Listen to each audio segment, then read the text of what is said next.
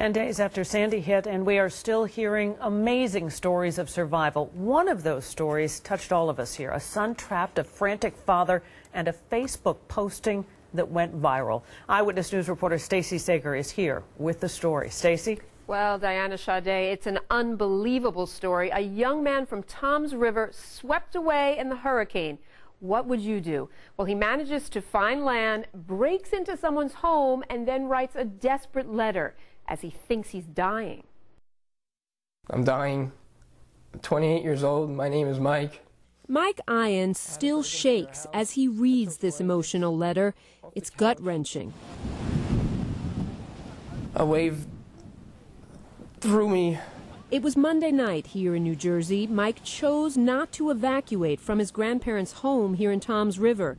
But the water reached the top floor, and parts of the house started to collapse. Mike says he was hanging onto the windshield wiper of his car when a wave just took him. Mike says he made one last call to his father. I'm screaming. I'm like, Dad, I love you. I love you. And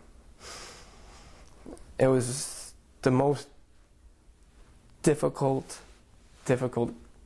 phone call I ever had to make. He said, "I'll see you, Dad. Goodbye. I'll see you. Bye." And that was it. I thought I was going to get a heart attack. What happened next was truly a miracle. Mike says he somehow made it back to the street, his street, but about 10 houses away, where he broke into another house, found some dry clothing, and wrote this letter, so the homeowner would know he wasn't a looter, but also to say, the water outside is at least 10 feet deep.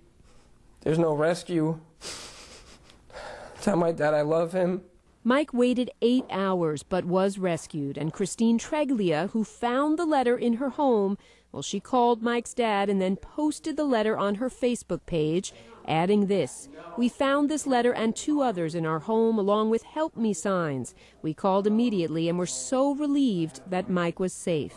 Relieved, that's an understatement. They say the last line of Mike's letter, "God Almighty help me," well, that pretty much says it all.